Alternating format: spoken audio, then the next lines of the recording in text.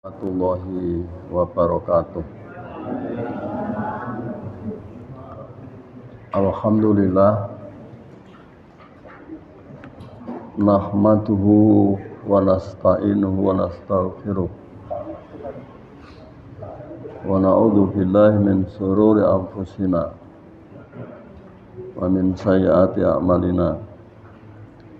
May yahdihillahu fala mudhillalah wa may yudlil fala hadiyalah. Asyhadu an la ilaha illallah wahdahu la syarikalah wa asyhadu anna Muhammadan abduhu wa rasuluh. Allahumma shalli ala Muhammad wa ala ali Muhammad kama shallaita ala Ibrahim wa ala ali Ibrahim wa barik ala Muhammad wa ala ali Muhammad kama barakta ala Ibrahim wa ala ali Ibrahim fil alamina innaka Hamidum Majid. Amma ba'du, Ibu, Bapak, saudara-saudara jamaah Masjid Baitul Arqam yang dirahmati Allah, syukur alhamdulillah malam hari ini kita masih bisa melaksanakan sholat maghrib berjamaah, dan kita teruskan dengan kajian rutin kita. Yang luar biasa adalah kita bisa terjaga zikir kita dengan melaksanakan sholat berjamaah. Mudah-mudahan Allah tetap memberikan kekuatan kepada kita untuk bisa dan terus-menerus istiqomah melaksanakan sholat berjamaah. Yang lalu kita sampai pada apakah perempuan juga disyariatkan untuk sholat jamaah. Kita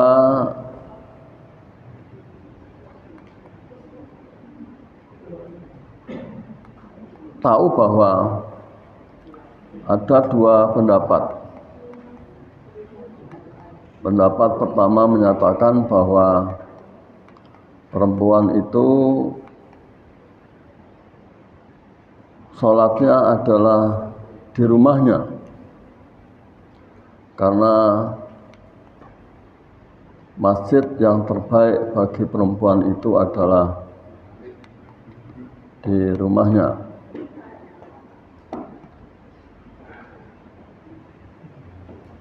Kita telah juga menyampaikan bahwa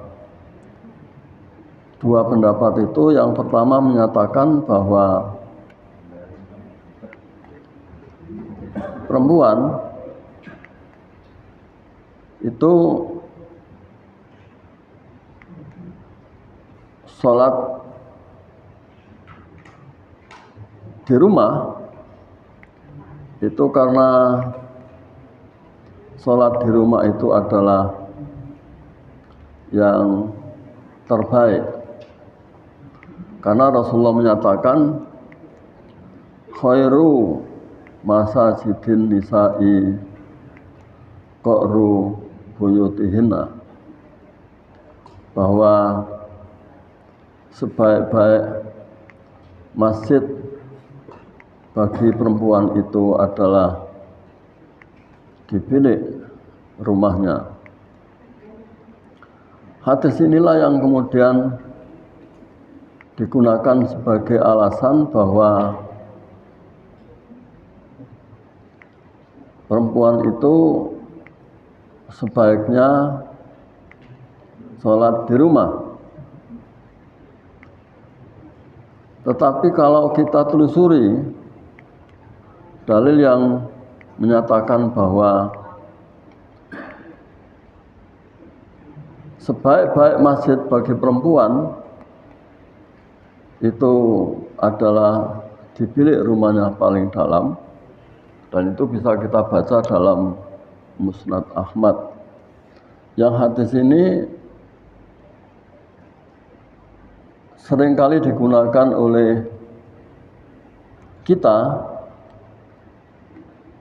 karena selama ini yang kita gunakan sebagai dasar untuk menyatakan bahwa perempuan itu lebih baik di rumah, ya hadis ini.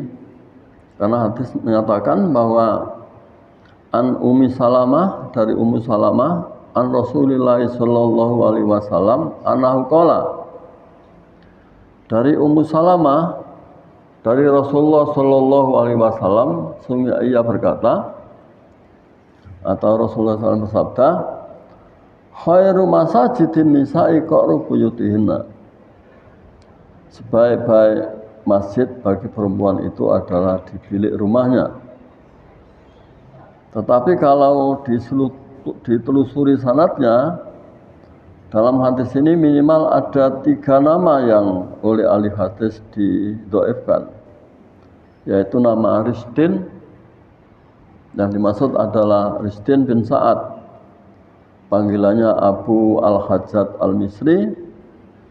Kata Abu Zur'ah, An-Nasai, Abu Dawud, dan Daruqutni menyatakan dhaiful hadis, lemah hadisnya. Ibnu Sa'id, Ibnu Hajar menyatakan dhaifun, dan itu bisa dibaca di Tadribut Tahdhib dan Al-Jarh wa Ta'dil. Artinya hadis yang menyatakan khairu masajidin nisa'i qa'ru buyutina itu hadisnya dhaif. Begitu juga yang terdapat dalam Musnad Ahmad 25358, juga dari Ummu Salamah menyatakan khairu.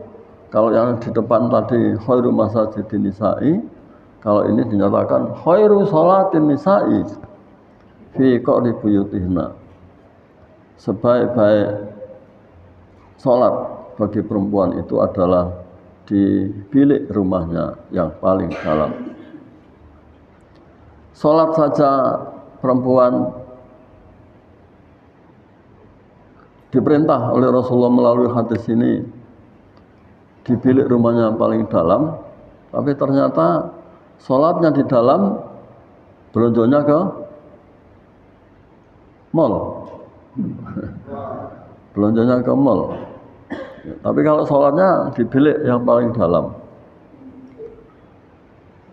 itu yang terjadi di tengah-tengah kita. Tapi bukan hanya itu yang jadi persoalan. Memang semua hadis yang menyatakan bahwa perempuan lebih baik di rumah atau sholat di rumah itu semua hadisnya dhaif. Bahkan bukannya sekedar dhaif, tapi bagaimana yang terjadi pada zaman Rasulullah. Pendapat kedua menyatakan perempuan disyariatkan sholat maktubah dengan berjamaah di masjid.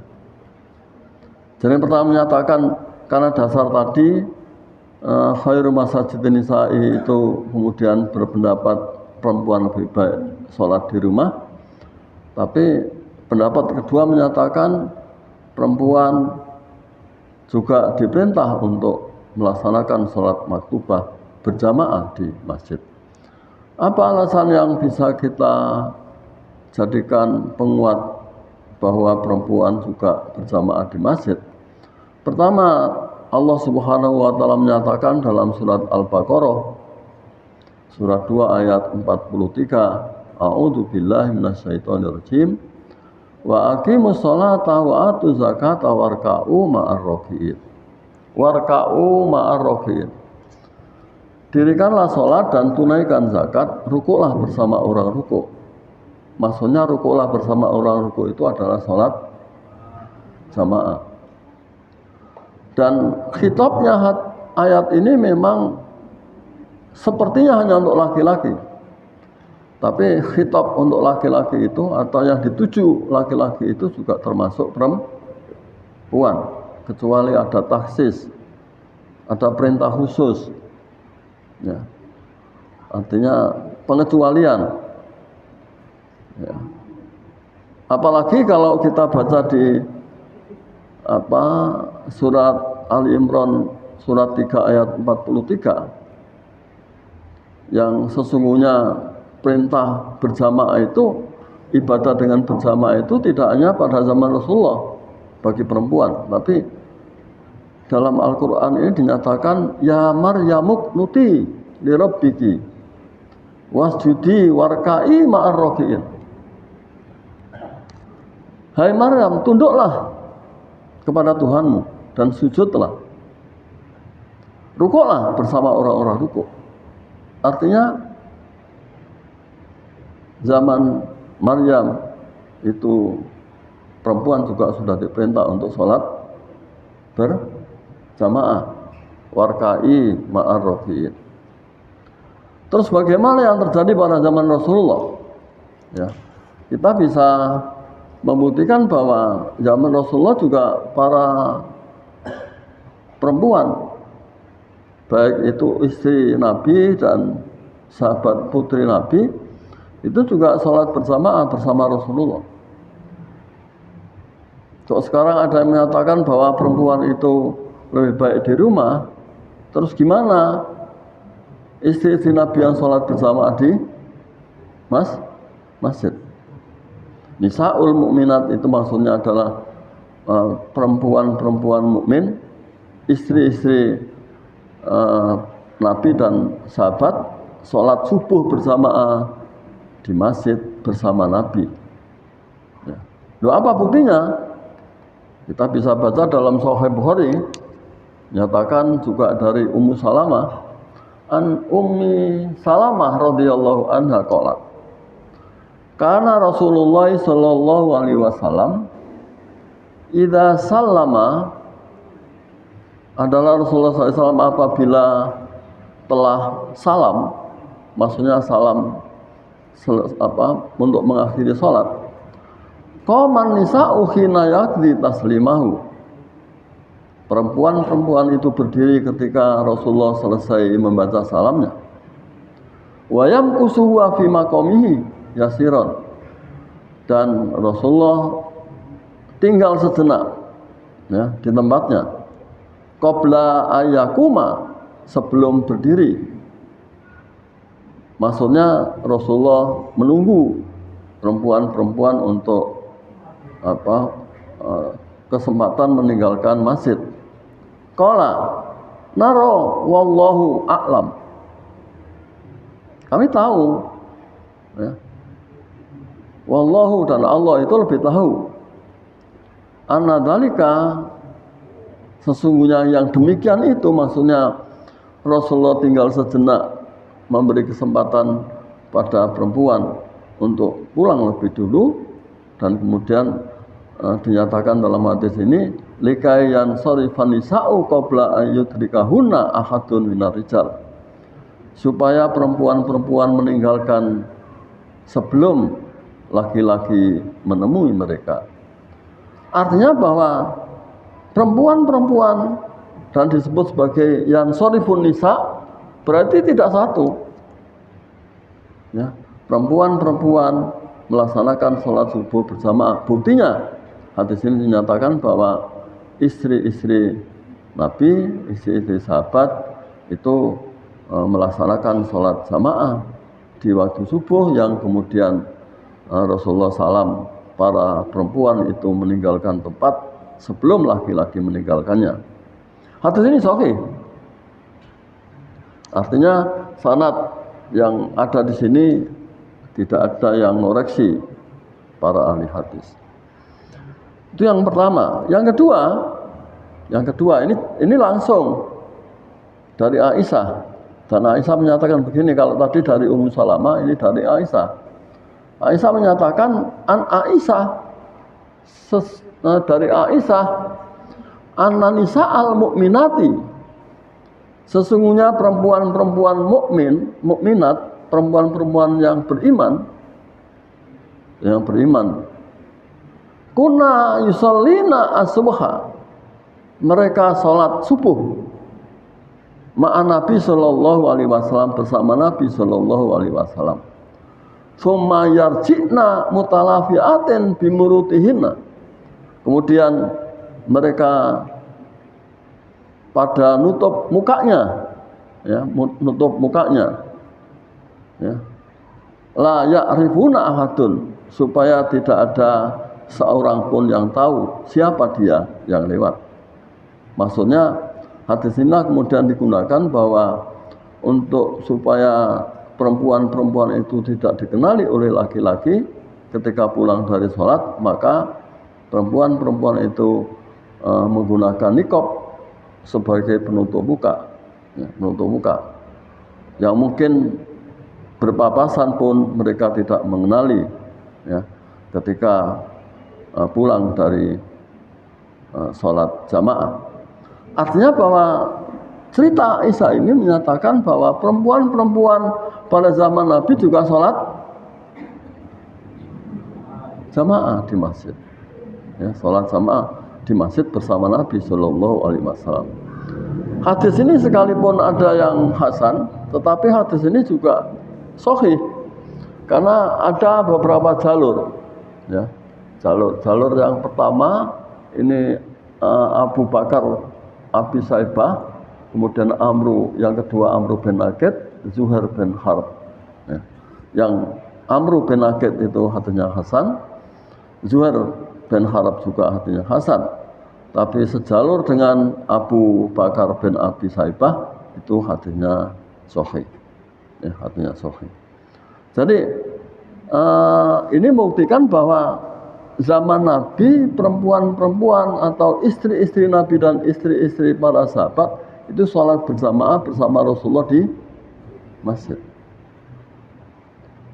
Sekarang ini mohon maaf, suaminya ke masjid, istrinya ditinggal di rumah, ya.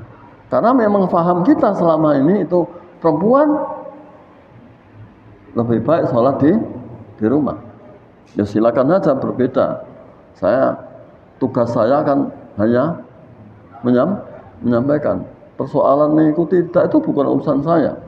Rasulullah saja innaka la tahdi man ahbabta walakinnallaha yahdi man yasha. Sehingga engkau Muhammad tidak bisa menunjukkan kepada siapapun, tidak bisa memberikan hidayah kepada siapapun. Ya, hidayah itu adalah datang dari Allah. Tapi hidayah tidak bisa datang sendiri tanpa kita berusaha. Kenapa? Allah juga menyatakan innallaha la yughayyiru ma biqaumin hatta yughayyiru ma bi anfusihim.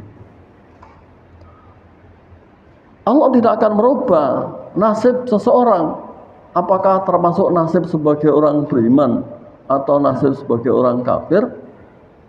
Sesungguhnya yang pertama kali untuk bisa melakukan perubahan itu adalah dirinya sendiri. Tapi tentunya hidayah Allah itulah yang menentukan.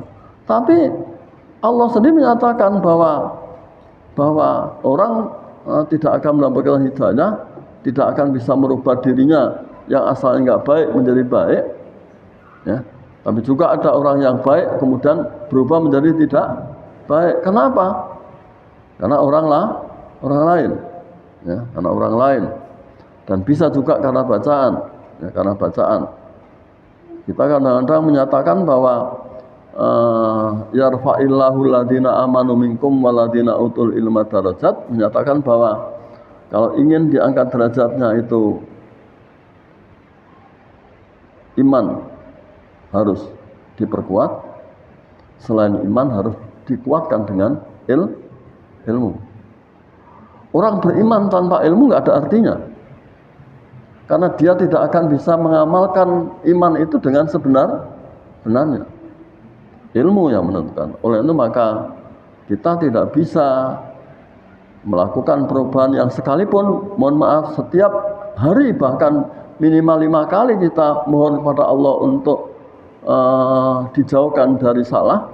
Tapi kalau kita tidak berusaha untuk jauh dari salah, apa mungkin kita bisa berubah menjadi baik atau menjadi benar? Kita kan selalu membaca doa iftitah, Allahumma ba'id baini wa baina khotoyaya kama ba'ata bainal masyriqi wal maghrib. Bahwa kita mohon kepada Allah supaya dijauhkan dari salah dan dosa. Tapi kalau kita tidak mau mempelajari atau koreksi pada diri kita, kita akan terus bertahan pada salah dan tidak pernah kita bisa berubah untuk menjadi baik. Dan yang menentukan adalah ilmu. Tapi ilmu pun tidak cukup kalau kita tidak punya kesadaran menerima ilmu dengan ikhlas dan kemudian kita berjuang untuk mengamalkannya. Tapi di sini jelas bahwa zaman Nabi itu para perempuan itu sholat berjamaah bersama Nabi. Ya. Kalau ada yang mengatakan bahwa Nabi saja mengatakan bahwa memerintahkan untuk perempuan itu sholat di rumah, kenapa sholat sunnah ke masjid? Kita masih ingat beberapa tahun yang lalu saya juga pernah menyampaikan di sini bahwa ada seorang mubalik yang menyatakan bahwa kenapa sholat tarawih itu perempuan ke masjid, mau sholat wajib saja tidak diperintah ke masjid. Nah kemudian kalau tidak diperintah itu yang memerintah perempuan atau istri-istri Nabi ke masjid itu siapa? Ya, siapa kalau bukan Rasulullah. Tapi kita ini bukan Rasul, tapi kadang-kadang ya tidak berani, ya memang bukan Rasul ya, tidak berani ngajak istri untuk ke masjid. Padahal katanya maunya masuk surga bersama-sama di surga Aden. Mintanya bersama-sama suami, ayah, anak itu dalam surga Aden, tapi ternyata kita tidak berusaha untuk mengajak seluruh keluarga itu menempuh jalan menuju surga. Salah satunya adalah dengan sholat berjamaah. Ini membuktikan bahwa zaman Nabi itu sholat berjamaah, dan hadis ini sahih sekalipun ada dua jalur yang hasan. Masih ada lagi sama sesungguhnya sama yang menyatakan bahwa juga dari Aisyah, anak Aisyah kolat dari Aisyah, ia berkata, laqad kana Rasulullah sallallahu alaihi wasallam yusolli fajr. Sungguh Nabi sallallahu alaihi wasallam salat fajar. Fayashhadu ma'ahu nisa'un minal mu'minati mutalafiatin fi murutihinna. Maka beliau menyaksikan bersamanya perempuan-perempuan mukminat itu dengan menutup muka, kemudian pulang juga menutup muka supaya tidak dikenali oleh para laki-laki. Artinya bahwa memang ada perbedaan yang dimaksud niqab atau menutup muka itu kapan? Apakah ketika sholat atau ketika berjalan? Tapi hadis ini menyatakan bahwa fayashhadu ma'ahu nisa'un minal mu'minati mutalafiatin bi murtihim summa yarji'na ila buyutihinna ma ya'rifuhunna ahadun. Maksudnya adalah baik itu ketika datang atau pulang dari masjid serta ketika berada di masjid untuk beribadah. Yang tidak boleh menutup muka bagi perempuan itu hanya pada saat ihram haji atau umroh. Yang tidak boleh menutup muka bagi perempuan itu adalah ketika haji dan umroh. Di Indonesia ini agak susah melakukan itu karena sudah di framing lebih dulu bahwa pakai cadar itu adalah termasuk kelompok teroris, sehingga tidak ada yang berani, bahkan dicela habis-habisan ya, yang dianggap teroris macam-macam. Jadi artinya bahwa julukan-julukan bukan hanya sekedar teroris, termasuk radikalis. Tentunya radikal itu perlu. Yang saya lakukan dalam kajian ini kan radikal. Radikal itu artinya kita tidak meninggalkan satu pembahasan pun dalam masalah ibadah. Tidak hanya kulitnya saja saya menyampaikan, tapi bagaimana cara beribadah satu persatu kita sampaikan. Karena memang ibadah itu harus ada dalilnya. Kita sudah sepakat bahwa al-aslu fil ibadah at-tahrim hatta yakuma dalil al-amri, bahwa ibadah itu asalnya diharamkan ya, kecuali ada perintah. Bahkan kalau ada orang menyatakan itu al-musbitu yujabut dalil, orang yang menentukan sesuatu itu dituntut dalil. Saya menyatakan perempuan juga sholat di masjid, saya juga dituntut dalil. Dalilnya jelas bahwa Aisyah menyatakan perempuan-perempuan pada zaman Nabi itu sholat berjamaah bersama Rasulullah, dan ini hadis yang kita kutip adalah dalam Sahih Bukhari. Ya, kurang apanya? Yang kadang-kadang kita menyatakan bahwa Sahih Bukhari, Sahih Muslim mesti sahih, padahal Sahih Bukhari Muslim belum tentu sahih. Ya, belum tentu sahih. Karena kita juga kadang-kadang hadis itu terdapat dalam Muslim, kita pun menolaknya. Apa itu? Salah satunya, ya, kunut subuh. Ya, kunut subuh. Itu sehingga kita dicela oleh saudara kita yang lain bahwa kenapa tidak kunut, padahal ya, itu terdapat dalam Sahih Muslim. Persoalannya bukan hanya dalam Sahih Muslim, tapi persoalannya adalah apakah hadis itu sahih atau dhaif. Untuk bisa diamalkan tentunya jika hadis itu sahih atau hadis itu hasan. Jadi inilah yang memperkuat bahwa perempuan itu disyariatkan untuk tetap bersama laki-laki di masjid, Nah, nggak usah yang doif, nggak usah saya sebutkan. Kemudian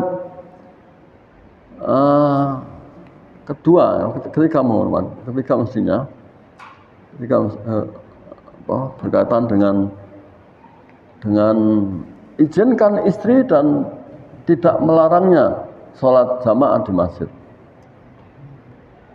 Ya, artinya bahwa kita yang punya istri, jika ada istri kita yang minta izin, maka kita tidak boleh melarangnya. Dan kenapa ini muncul? Ya itu persoalannya. Ya, lupa istri satu masa pakai izin? Nah, ini itu persoalannya. Kalau istri satu masa perlu izin? Kan mesti bersama-sama. Yang perlu izin itu adalah kalau istrinya 2 atau 4. Kenapa izin? Rumahnya berbeda. Ya, karena rumahnya berbeda, ya, kemudian keluar harus izin sama suami, termasuk izin ke masjid. Untuk apa harus izin? Loh, kalau tidak izin kemudian ternyata selesai sholat buru-buru suaminya datang ke istri yang sedang sholat di masjid, padahal dia tidak izin, maka apa yang terjadi? Dianggap perempuan maksiat kepada suami. Jadi ini menurut saya bukan dimaksudkan bagi suami yang punya hanya istri satu. Kalau istri satu, masa tidak memerlukan istri minta izin? Ya, tentunya tidak. Semestinya malah justru diajak untuk ke masjid. Itu semestinya, apalagi melarang, tidak mungkin. Sekalipun hatinya hanya berbunyi seperti ini, mohon maaf. An Ibni Umar, anna Rasulullah sallallahu alaihi wasallam qala. Dari Ibni Umar, sesungguhnya Rasulullah sallallahu alaihi wasallam qala la tamna'u ima Allah masajidallah. Jangan kamu melarang, ima itu al-jariyah. Ya, ima itu maksudnya adalah istri. Ima Allah itu istri. Masajidallah. Maksudnya itu kita tidak boleh melarang istri-istri kita untuk ke masjid melaksanakan sholat berjamaah. Dan hadis ini sahih. Lalu sekarang malah mohon maaf, mubalek kita melarang perempuan ke bukan istrinya, bukan siapa, malah dilarang. Ya, mohon maaf itu. Padahal Nabi saja la tamna'u ima Allah masajidallah. Jangan kamu melarang istri-istrimu itu untuk ke masjid. Dan yang dimaksud istri-istrimu masuk ke masjid itu adalah istri kedua, ketiga, dan keempat yang berbeda rumah. Ya. Oh, istri dua saja nggak berani kok, apalagi empat kan gitu ya. Istri dua saja nggak berani, apalagi empat. Ya. Tapi yang jelas bahwa yang memerlukan izin itu adalah mereka yang rumahnya, istri yang rumahnya berbeda dengan suami. Keluar tentu harus izin sama suami. Dan suami tidak bisa melarangnya. Tidak boleh melarangnya. Tidak boleh melarangnya. Dan hadis ini sahih. Sekalipun ada nama Abi itu maksudnya adalah Muhammad bin Abdullah bin Umar, yang dimaksud adalah Abdullah bin Umar, Abi, tapi yang Hasan. Nah, kemudian ada jalur yang lain yaitu Ibnu Idris, namanya Ibnu Idris. Artinya hadis ini dua jalur yang pertama Hasan, jalur yang kedua Sahih. Sekalipun Hasan, tentunya Hasan mengikuti yang Sahih, yang Hasan mengikuti yang Sahih. Nah, ini juga sama, la tamna'uni nisa'akum al-masajida wa buyutuhunna khairul lahunna. Kamu jangan melarang istri-istri kamu ke masjid, sekalipun rumah-rumah mereka itu lebih baik bagi mereka. Ya. Itu kan berarti, lupa kan rumah itu lebih baik bagi perempuan. Ya. Tapi hadis ini dhaif. Ya. Jangan kemudian dijadikan alasan bahwa tetap menyatakan wa buyutuhunna khairul lahunna. Rumah-rumah mereka adalah terbaik bagi mereka untuk dilakukan sholat, ya, dilakukan sholat. Ini artinya dhaif Abu Dawud karena ada nama Habib bin Abi Thabit, Qais bin Dinar. Kata Ibnu Hibban mengatakan kana mudalisan. Saya saja sama latam na'unisa'akum ala masajida. Tidak usah saya baca. Nah, kemudian inilah yang kalimatnya langsung. An Ibni Umar radhiyallahu anhuma, dari Ibnu Umar radhiyallahu anhuma, an Nabi sallallahu alaihi wasallam qala idza sta'dzanakum nisa'ukum billaili ilal masjidi fa'danu lahunna. Jika istri-istri kamu minta izin kepada kamu, ya, pada waktu malam ke masjid, fa'danu lahunna, berilah izin bagi mereka. Jadi malam pun ke masjid, suami tidak boleh melarangnya, ya, malah justru harus memberikan izin, memberi izin. Idza sta'dzanakum nisa'ukum billaili ilal masjid fa'danu lahunna. Permohonannya mestinya dikabulkan, bukan dilarang. Nah, kalau perlu ya disertai, ya. Tapi kalau istrinya 2-3 kan tidak mungkin, ya. Gimana cara menyertainya? Kecuali kalau istri 2, istri 3, istri 4 itu dalam satu rumah, ya, dalam satu rumah bisa diajak bersama, hanya biliknya saja yang berbeda. Ini artinya Hasan. Jalur pertama Hasan, jalur kedua dhaif.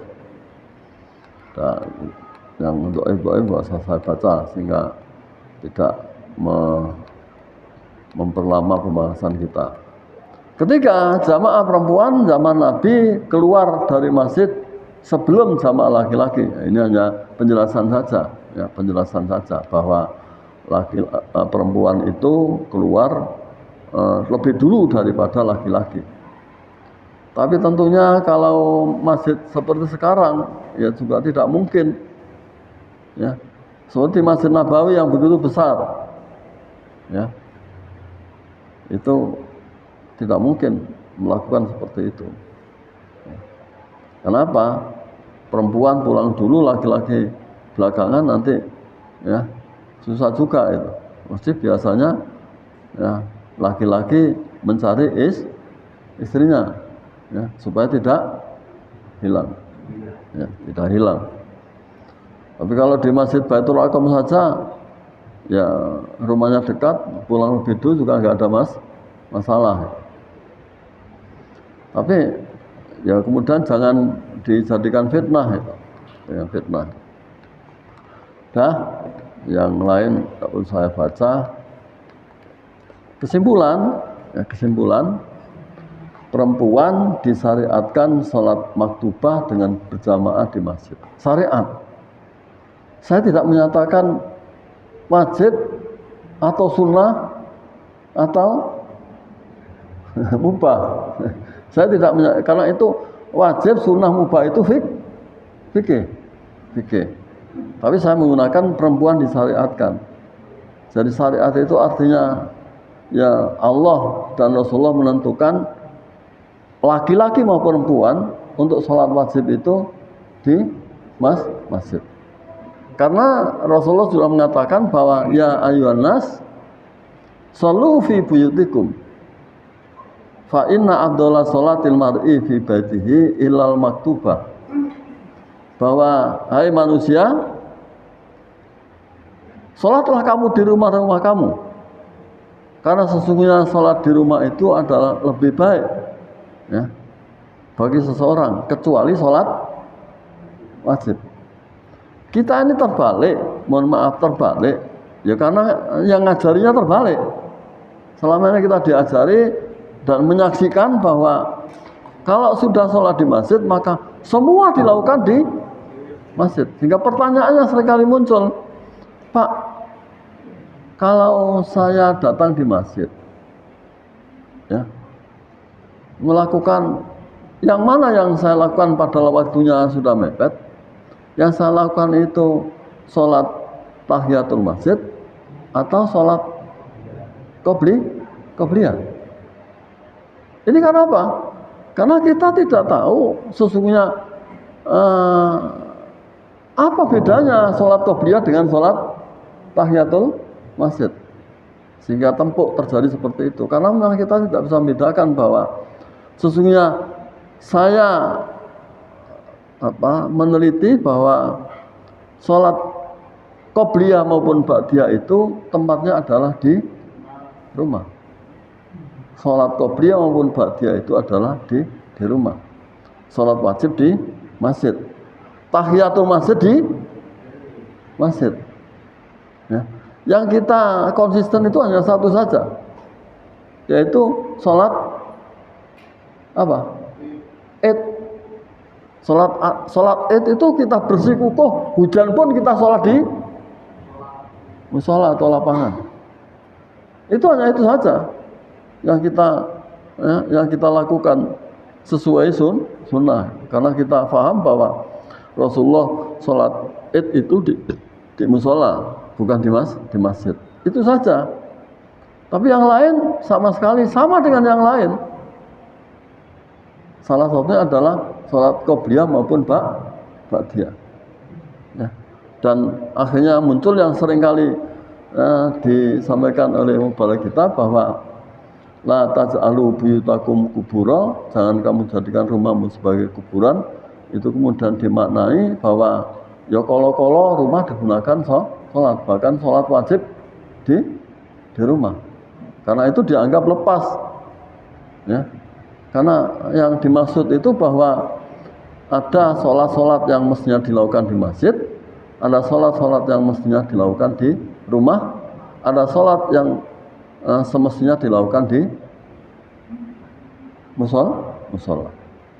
Itu barangkali karena waktu tinggal 5 menit, mungkin ada pertanyaan, kami persilakan. Monggo.